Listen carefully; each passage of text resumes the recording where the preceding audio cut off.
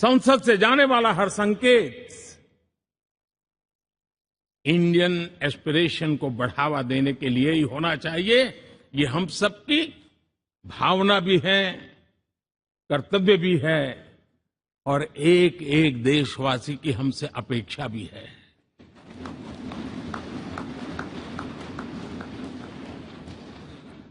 हम जो भी रिफॉर्म करें उसके मूल में इंडियन एस्पिरेशन सबसे सर्वोच्च पद पर होना चाहिए, प्राथमिकता पर होना चाहिए।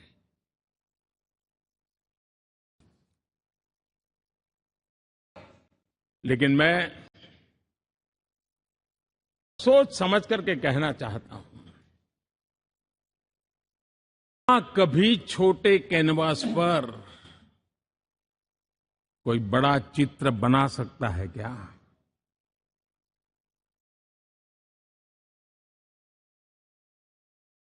जैसे छोटे कैनवास पर बड़ा चित्र नहीं बन सकता, वैसे हम भी अगर हमारे सोचने के कैनवास को बड़ा नहीं कर सकते तो भव्य भारत का चित्र भी हम नहीं अंकित कर सकते।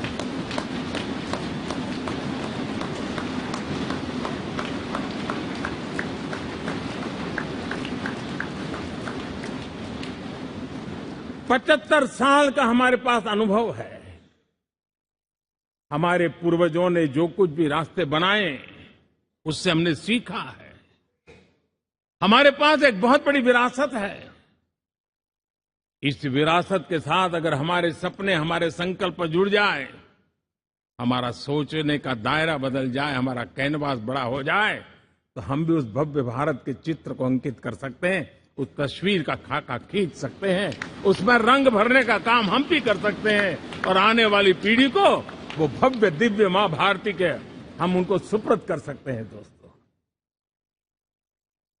अमृतकाल के 25 वर्षों में भारत को अब बड़े कैनवास पर काम करना ही होगा। अब हमारे लिए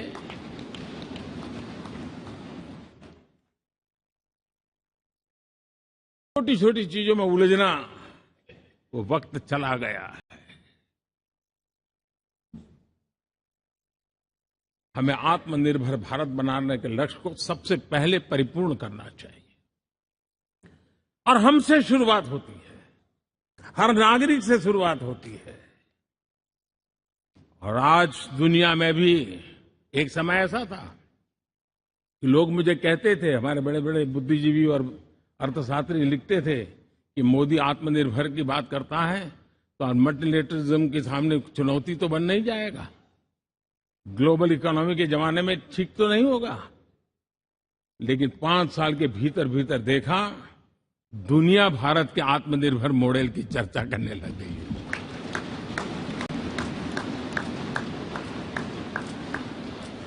और कौन हिंदुस्तानी नहीं चाहेगा कि डिफेंस सेक्टर में आत्मनिर्भर हो, एनर्जी सेक्टर में हम आत्मनिर्भर हो, एडिबल ऑयल, क्या इस देश को आत्मनिर्भर नहीं होना चाहिए? कृषि प्रधान देश हम कहते हैं, खाने का तेल क्या देश बाहर से लाएगा? बहुत समय की मांग है कि हमें आत्मनिर्भर भारत को संकल्प को पूरा करना, ये हम सबका दायित्व है। उसमें दल आड़े नहीं आते हैं, सिर्फ दिल चाहिए, देश के लिए चाहिए।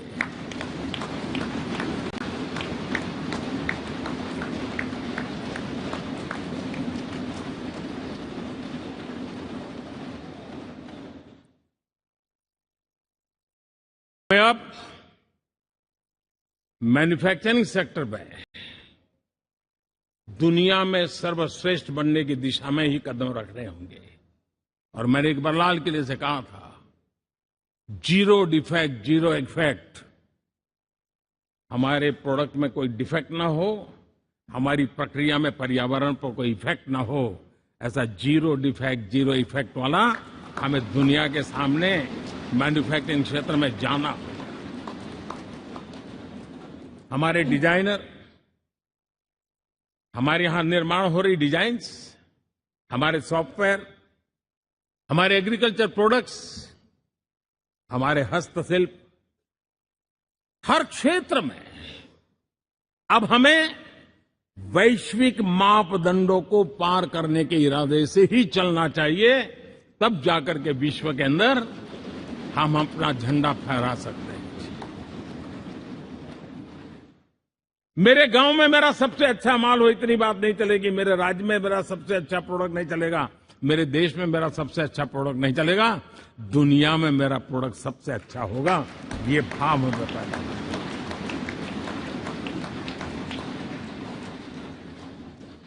हमारी यूनिवर्सिटीज दुनिया के अंदर टॉप रैंकिंग में आए, अब इसमें हमें पीछे नहीं रहना है। हमारे शिक्षा जगत को नई नेशनल एजुकेशन पॉलिसी मिली है, एक खुलापन है, सर्व स्वीकृत बनी है। उसके सहारे अब हमें चल पड़ना है। और दुनिया के टॉप मोस्ट यूनिवर्सिटीज में अभी जब G20 में विश्व के मेहमान आए तो मैंने नालंदा की एक तस्वीर रखी थी वहां। और जब मैं दुनिया को कहता था 1500 साल पहले मेरे देश में दुनिया की उत्तम से उत्तम यूनिवर्सिटी हुआ करती थी, तो उन सुनते ही रह जाते थे। लेकिन हमें उसे प्रेरणा लेनी है, पर प्राप्त तो अभी करके रहना है। ये हमारा संकल्प होना चाहिए। आज हमारे देश का नौजवान खेल जगत के अंदर दुनिया में हमारी पहचान बना रहा है। टियर 2, टियर 3 सिटी से, गांव, गरीब परिवारों से, गांव से देश के नौजवान, देश की बेटे बेटियां आज खेलकूद के जगत जीवन में हमारा नाम रोशन कर रही है। लेकिन देश चाहता है और देश का संकल्प होना चाहिए कि अब खेलकूद के हर पोडियम पे हमारा तिरंगा भी लहराता होगा।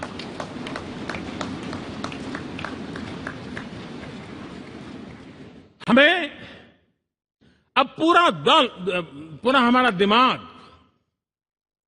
क्वालिटी पर फोकस करना ही होगा, ताकि हम विश्व की आशा अपेक्षाओं के अनुकूल और भारत के सामान्य मानव के जीवन में भी क्वालिटी ऑफ लाइफ के प्रति जो एस्पिरेशन बढ़ा है, उसको हम एड्रेस कर पाए।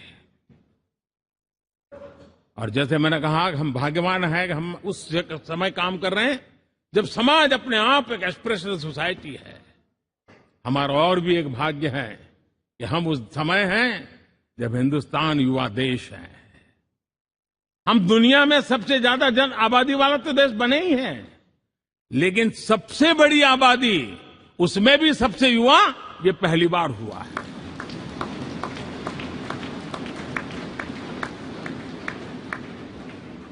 जिस देश के पास ये युवा शक्ति हो, युवा सामर्थ्य हो, तब हमें उसकी टैलेंट पे भरोसा है, हमें उसकी संकल्प शक्ति पे भरोसा है, उसकी साहस में हमें भरोसा है।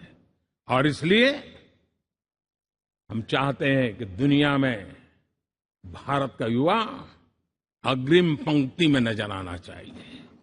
वो स्थिति पैदा होनी चाहिए। आज पूरी दुनिया को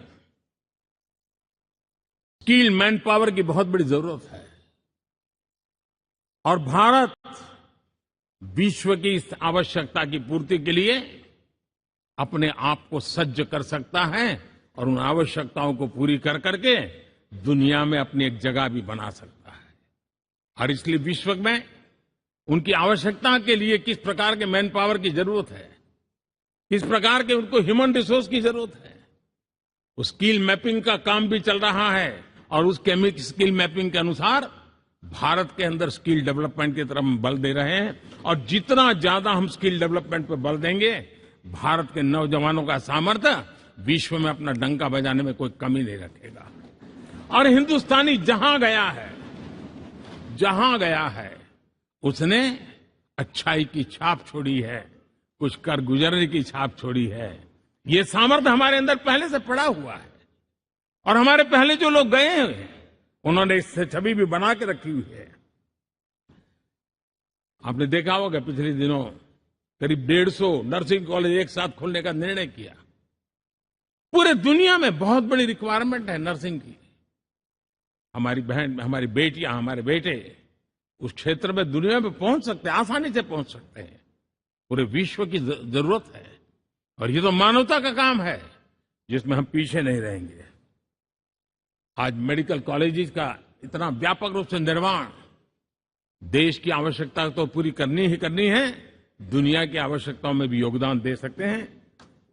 कहने का तात्पर्य यही है, हर छोटी चीज पर बारीकी से ध्यान देते हुए, उस पर अपना ध्यान केंद्रित करते हुए हमें आगे बढ़ना है।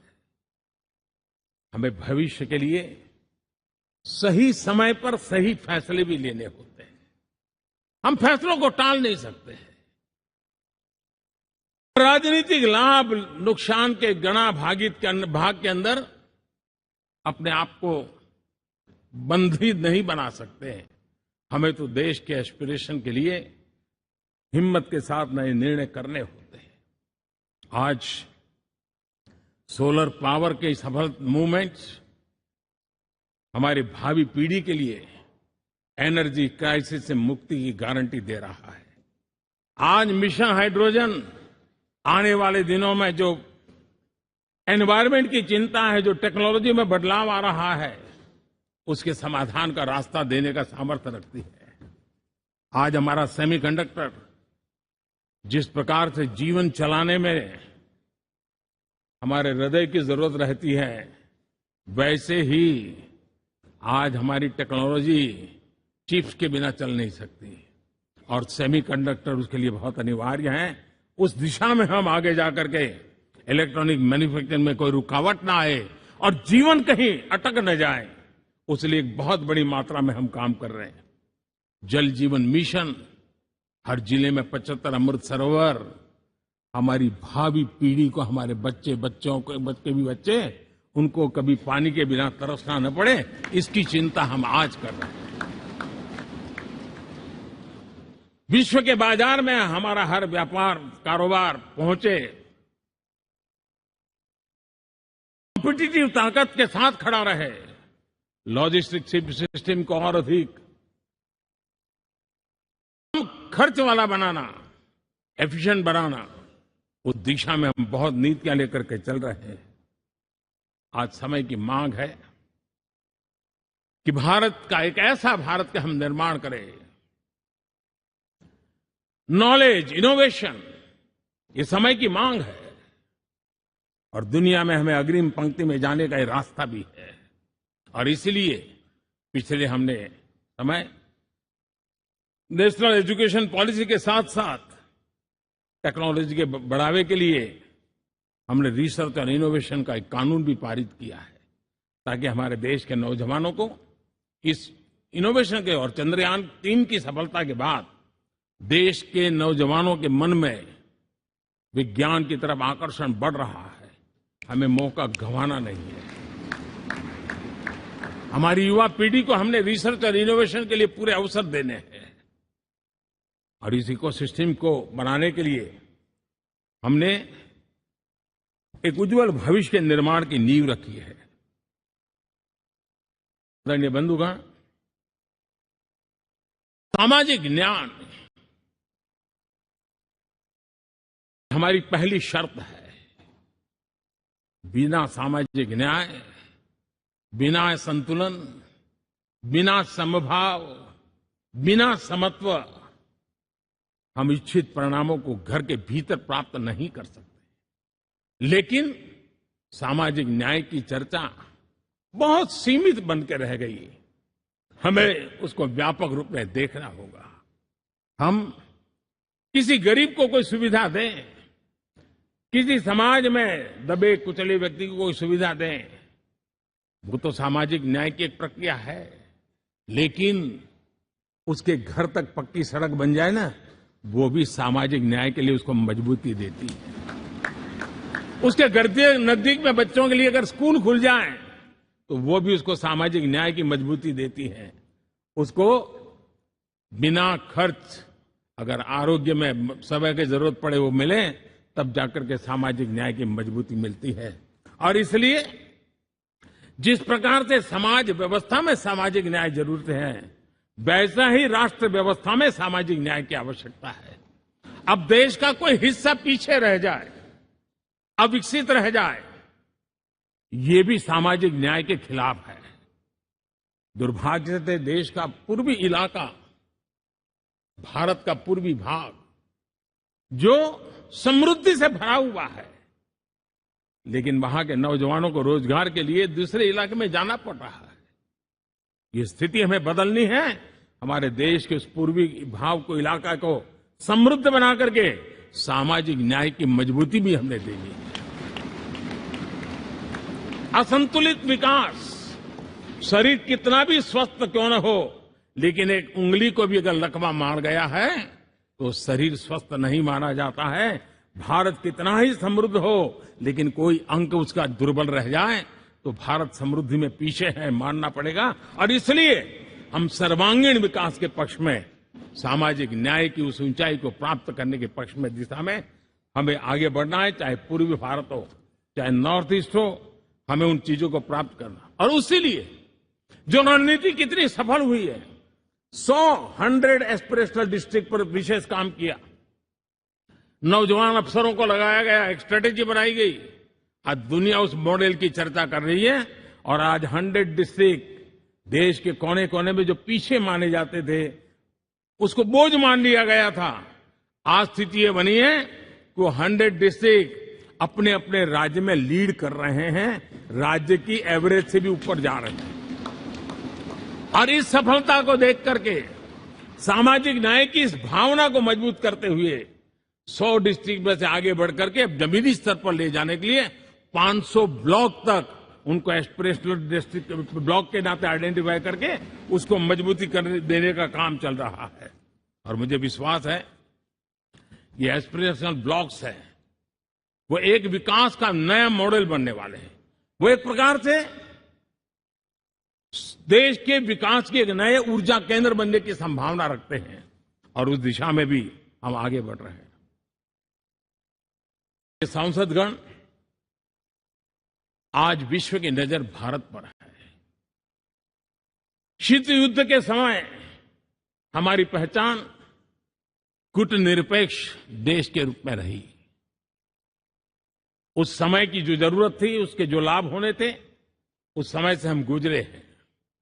लेकिन अब भारत का स्थान कुछ और बना है और इसलिए उस समय कूटनिरपेक्ष की अवस्था आवश्यक होगी। आज हम उस नीति को लेकर के चल रहे हैं, जिस नीति को अगर हमें पहचानना है तो विश्व मित्र के रूप में हम आगे बढ़ रहे हैं। हम दुनिया से मित्रता कर रहे हैं, दुनिया हमारे में मित्र खोज रही है। ये शायद विश्व में एक भारत ने, और दूरी नहीं, हो सके उतनी निकटता, उस रास्ते पर चल करके भी हम अपनी विश्व मित्र के रूप में भाव आज सफलतापूर्वक आगे बढ़ा रहे हैं। और मुझे लगता है कि इसका लाभ आज भारत को हो रहा है। भारत आज दुनिया के लिए एक स्टेबल सप्लाई चेन के रूप में उभर रहा है और आज विश्व की ये जरूरत है। और उस आवश्यकता की पूर्ति करने का काम G20 में भारत ग्लोबल साउथ के आवाज बनकर के उभरा है। ये बीज G20 समिट में जो बीज बोया गया है, मेरे देशवासी आने वाले समय देखेंगे कि वो ऐसा वटवृक्ष बनने वाला है, ऐसा वटवृक्ष बनने वाला है, विश्वास का ऐसा वटवृक्ष बनने वाला है, जिसकी साया में आने वाली पीढ़ियां सदियों तक एक गर्व के साथ अपना सीना तान करके खड़ी रहेगी। ये मुझे विश्वास है।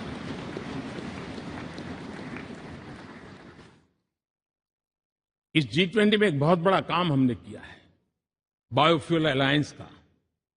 हम विश्व के नेतृत्व करते रहे, दिशा दे रहे हैं और विश्व को बायोफ्यूल अलायंस में दुनिया के सभी देश देखते ही देखते उसकी सदस्यता ले रहे थे और एक बहुत बड़ा आंदोलन खड़ा होने जा रहा है और जिसका नेतृत्व ये हमारा भारत कर रहा है।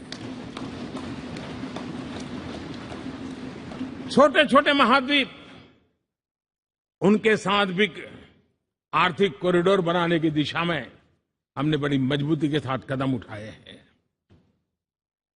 आदरणीय बंधुगण,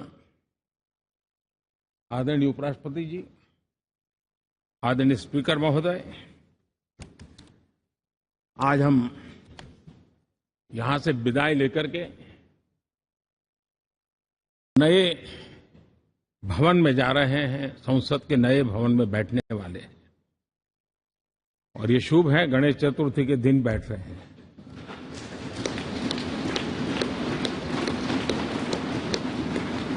लेकिन मैं एक आप दोनों महानुभावों को एक प्रार्थना कर रहा हूं, एक विचार आपके सामने रख रहा हूं। मैं आशा करता हूं कि आप दोनों मिलकर के उस विचार पर जहां भी जरूरत पड़े मंथन करके कुछ निर्णय अवश्य कीजिए। और मेरी प्रार्थना है, मेरा सुझाव है कि अब हम जब नए सदन में जा रहे हैं तब इसकी गरिमा कभी भी कम नहीं होनी चाहिए।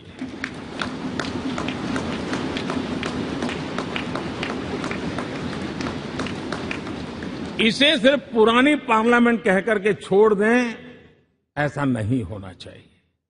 और इसलिए मेरी प्रार्थना है कि भविष्य में अगर आप सहमति दे दोनों महानुभाव, तो इसको संविधान सदन के रूप में जाना जाए।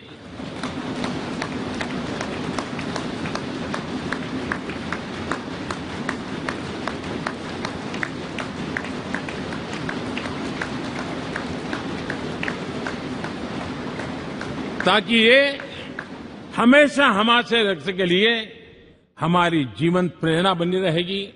और जब संविधान सदन कहेंगे तब उन महापुरुषों का याद भी उसके साथ जुड़ जाएगी जो कभी संविधान सभा में यहां बैठा करते थे, गणमान्य महापुरुष बैठा करते थे। और इसलिए भावी पीढ़ी को ये तोहफा भी देने का अवसर हमें जाने नहीं देना चाहिए। मैं फिर एक बार इस पवित्र भूमि को प्रणाम करता हूं। यहां पर जो तपस्या हुई है, जन कल्याण के लिए संकल्प हुए हैं, इसको परिपूर्ण करने के लिए 7 दशक से भी अधिक समय से जो पुरुषार्थ हुआ है, उन सबको प्रणाम करते हुए मैं मेरी वाणी को विराम देता हूं और नए सदन के लिए आप सबको शुभकामनाएं देता हूं। बहुत बहुत धन्यवाद।